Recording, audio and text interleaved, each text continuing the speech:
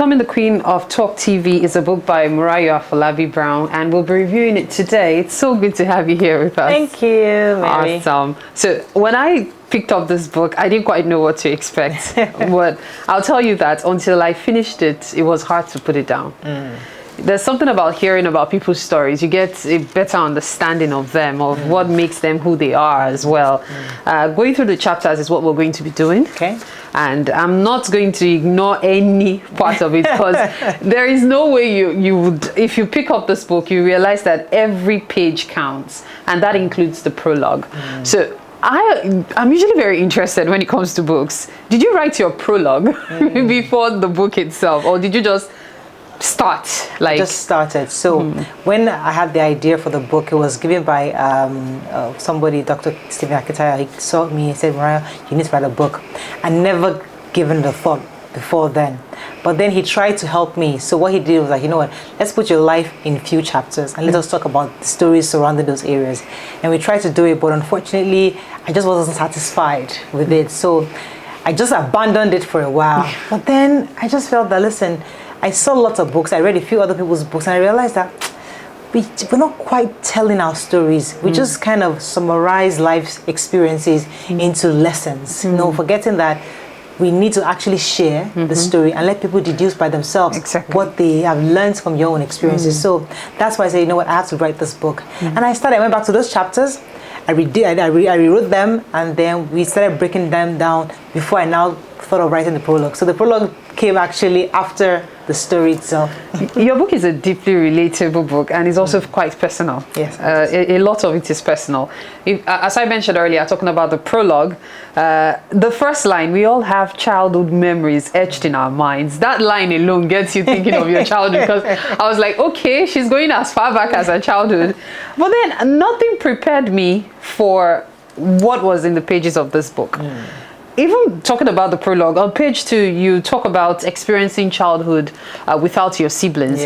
Now, anyone who did not read the prologue will probably not understand why it featured so much throughout the book.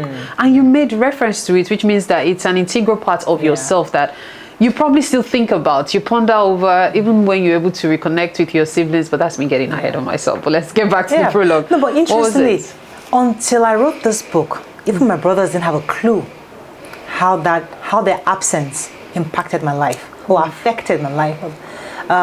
They had no idea. They just thought I adjusted, but it was difficult. You know, it was a hard time, especially when everybody bragged about their siblings. My brother is defending you. People are bullying you at home. You have somebody to help and, you know, encourage you or to defend you. I didn't have that, you know, and what was worse, if I was an only child, it would be great. But because I was constantly told that I have brothers, you know, and I'll be told stories about how they were, how that my dad used to discipline them, you know, how tall they were, the schools they attended. And so it was like this fairy tale of brothers. I just never met them, you know. So it really affected me in the way that, you know, it kind of affected my self-esteem, it affected my self-confidence, and it took a while for me to, even when I finally met them, it took a while for me to adjust and accept. Although I was happy to see them, but it took a while for us to reconnect and be real siblings eventually. You know, this actually gets me thinking of technology. We do not appreciate technology as much as we should, because as at that time when you were growing up, there were no phones, so no way to do the phone calls we take for granted. You do video messaging now. These are things that could have even helped you all bond, despite the fact that they are not in town. I wonder, do you sometimes look at technology today when you're thinking about missing out, you know, having your brothers in your child? Do you sometimes think of technology and say, wow, people don't know how lucky they are? You know, interestingly, my kids haven't traveled before, and they met all their cousins online, you know. I mean, it was just good to know that even though you're not there physically with them, you can have a relationship with your cousins because you speak to them online. So you're right, technology has really changed things. Back then, they call maybe once every 3 or 4 months, or you only hear of stories your dad tells you when he comes back. You know, so you never saw them. So I mean, things are definitely different now. Now, for people who have siblings, they can't relate with the boredom part. When you talked about the boredom, there's a particular term you mentioned still on page 2, I believe. You called it Boredom Island, a journey back to Boredom Island. That was what you were calling home then. And for many children, you're eager to get back home. You don't want to go to school sometimes. But for you, going to school was the highlight of your day. And so it makes one wonder, that boredom, how were you able to cope?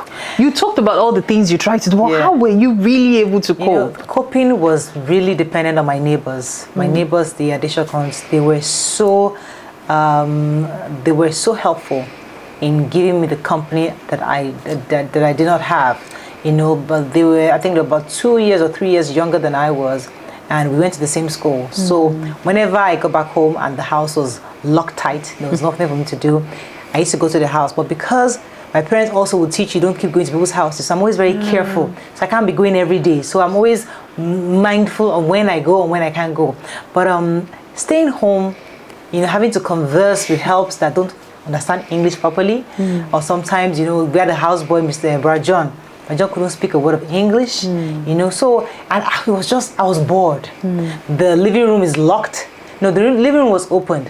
The staircase that goes upstairs to mommy's room was locked. That the dining table was open. So I only had the dining table and the living room. And the living room TV starts at 4 p.m. So once you're home, you're just sleeping. Back in the days, another thing about technology. So you're just there and there was nothing to do. And sometimes my neighbors, after school, their parents take them somewhere. Either they go for after school activities or stuff like that. I couldn't do a lot of after school activities because there was a schedule for me to get home at a certain time so that the driver can go back to the island to pick up my mom from Akpongwon. So there was a lot of things that affected me that caused me to just be alone in the house. And that, again, was another part of my life that really molded my independence and thought, because I was able to think deeply and give me time to myself a lot of times.